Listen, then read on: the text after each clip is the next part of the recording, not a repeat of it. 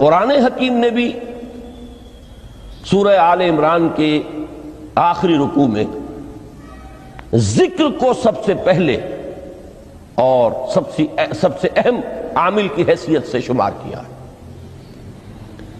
چنانچہ اس کی پہلی آیت جو ہے سورہ آل عمران کے آخری رکوع کی، اس میں تو وہی مضمون جو میں بیان کر چکا وہ آیا ہے، ان فی خلق السماوات والارض واختلاف اللیل والنہار لآیات لأولی الالباب۔ یقیناً آسمان اور زمین کی تخلیق میں اور دن اور رات کے الٹ پھیر میں نشانیاں ہیں ہوش مندوں کے لیے۔ ان کے ذریعے سے انسانی شعور کے اندر وہ معرفت رب اجاگر ہوگی۔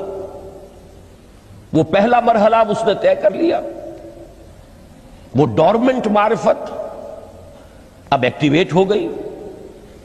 اب مزید فکر کا مرحلہ ہے جو اگلی آیت میں آیا ہے، الذین یذکرون اللہ قیاما وقعودا وعلی جنوبہم ویتفکرون فی خلق السماوات والارض ربنا ما خلقت ھذا باطلا سبحانک فقنا عذاب النار۔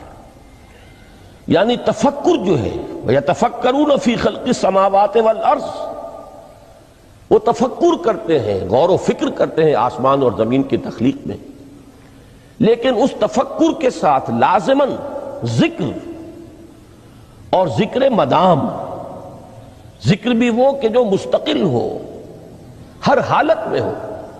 الذین یذکرون اللہ قیاما وقعودا وعلی جنوبہم، وہ لوگ کہ جو اللہ کو یاد رکھتے ہیں، اللہ کا ذکر کرتے ہیں، کھڑے ہوئے بھی، بیٹھے ہوئے بھی، اور اپنے پہلوؤں کے بل یعنی لیٹے ہوئے بھی۔ اب ان تین کے سوا تو کوئی پوزیشن انسان کی نہیں ہے، اسی کا نام ہے دوام ذکر۔ اور اس کے ساتھ اگر وہ تفکر کرتے ہیں تو ان کا فکر اگلی منزل تک پہنچتا ہے۔ تو پہلی شے تھی فکر انسانی کی صحیح رخ پر مزید پیش قدمی اور پیش رفت، اور اس کے لیے لازم ہے ذکر و فکر کا امتزاج۔ دوسری چیز کو لیجئے عمل کی درستی۔ اس عمل کی درستی کے لیے اللہ تعالی کے ساتھ ایک گہرے تعلق کی ضرورت ہے، اس لیے کہ صبر کی بحث میں یہ مضامین شاید آپ کے سامنے آ گئے ہوں کہ صبر جہاں مصیبت پر صبر ہوتا ہے، تکلیف پر صبر ہوتا ہے، اللہ کے احکام پر جمنا یہ بھی صبر ہے، نفس کی خواہشات کی باغ کو تھام کر رکھنا، کھینچ کر رکھنا یہ بھی صبر ہے، اور استقامت کسی شے پر قائم رہنا یہ بھی صبر ہے۔ تو عمل صحیح پر استقامت کے لیے وَاصْبِرْ وَمَا صَبْرُكَ إِلَّا بِاللَّهِ، اس صبر کی سب سے اہم جو بنیاد ہے، اس کا جو سب سے بڑا ذریعہ ہے، اس کا جو سب سے بڑا سہارا ہے، وَمَا صَبْرُكَ إِلَّا بِاللَّهِ، اس کے لیے ضرورت ہے ایک گہرے تعلق کی کہ اللہ کے ساتھ ایک ایسا تعلق برقرار رہے جو نہ صرف گہرا ہو بلکہ دائم و قائم ہو، مسلسل۔ ذرا ظہول ہوگا، تعلق مع اللہ میں ذرا کمی آئے گی، شیطان کا وار کاری ہو جائے گا۔ اسی کو حضور نے حدیث میں یوں تعبیر کیا ہے تمثیلاً کہ جو دل اللہ کی یاد سے غافل ہے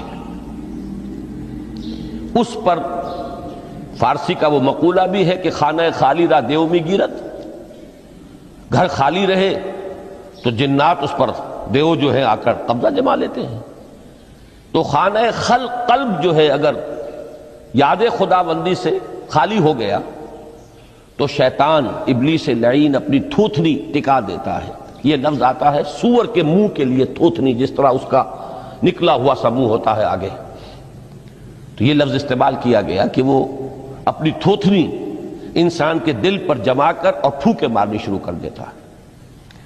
تو شیطان کو موقع ہی تب ملتا ہے جب انسان کے تعلق مع اللہ کے اندر کمی ہو، وہ خانہ بالکل خالی ہو گیا ہو یا اتنا ضعیف ہو گیا ہو کہ کل عدم ہو جائے، گویا کہ نہیں۔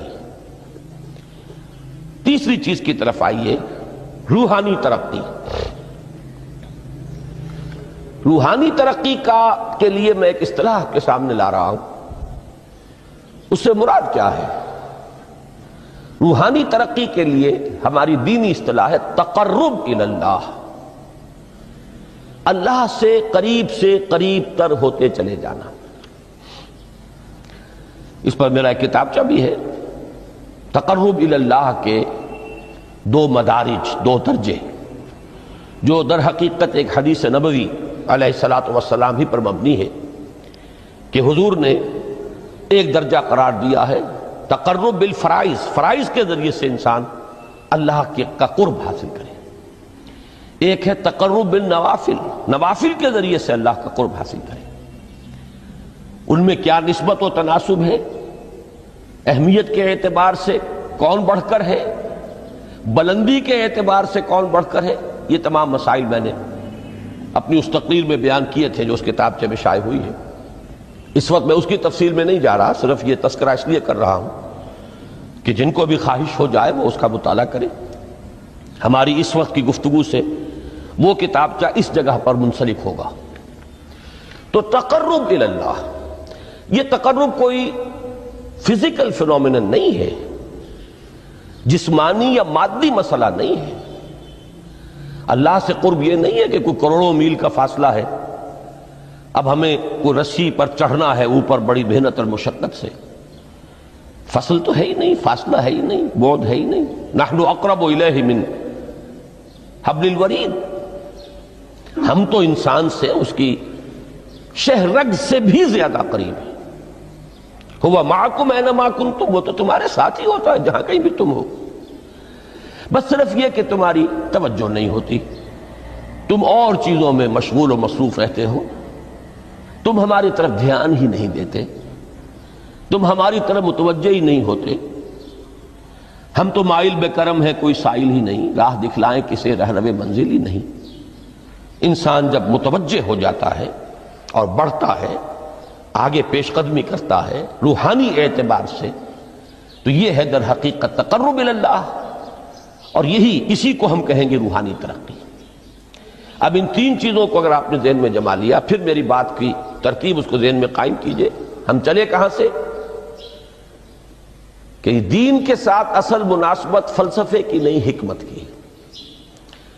نمبر 2، حکمت قرآنی کا پہلا اور اہم ترین اور بنیادی مسئلہ معرفت رب کا حصول ہے۔ اس کا نتیجہ شکر خداوندی ہے، اس کا ذریعہ آیات آفاقی، آیات انفسی، اور سب سے بڑھ کر آیات قرآنیہ ہیں جو الذکر ہے، جو تذکرہ ہے، جو ذکرہ ہے۔ لیکن اس پہلے مرحلے کو اگر کوئی انسان بفضل ہی تعالی، اللہ کے فضل و کرم سے طے کر لے، اب اس کے سامنے تین مسئلے، فکر کی مزید پیش رفت، مزید پیش قدمی صحیح رخ پر، اس کے لیے ذکر اور فکر دونوں کا امتزاج لازمی ہے۔ فقر قرآن اختلاط ذکر و فکر، الذین یذکرون اللہ قیاما وقعودا وعلی جنوبہم ویتفکرون فی خلق السماوات والارض۔ دوسری شے عمل کا درست رہنا، نہ افراط و تفریط ہو، عدم توازن ہو، نہ انسان نفس سے مغلوب ہو جائے، نہ انسان جذبات کی رو میں اندھا ہو جائے، نہ انسان ماحول سے مرعوب ہو کر متاثر ہو جائے، صحیح رخ پر اس کا عمل۔ نمبر 3، روحانی ترقی، جو اصل حاصل ہے، جو اصل مقصود ہے۔ نمبر 2 چیز کے لیے تعلق مع اللہ ضروری، نمبر 3 کے لیے تقرب الی اللہ ضروری۔ اب غور کیجئے، ان تینوں چیزوں کا بڑا گہرا تعلق ہے نماز کے ساتھ۔ ان تینوں کے لیے ستون کی حیثیت نماز کو ہے۔ لہذا ایمان کے بعد یا معرفت رب کے بعد حکمت دین کا اہم ترین مسئلہ نماز، صلاۃ۔ اس لیے کہ ایک طرف یہ انسان کو اللہ کے ساتھ ایک گہرے تعلق کا ذریعہ فراہم کرتی ہے،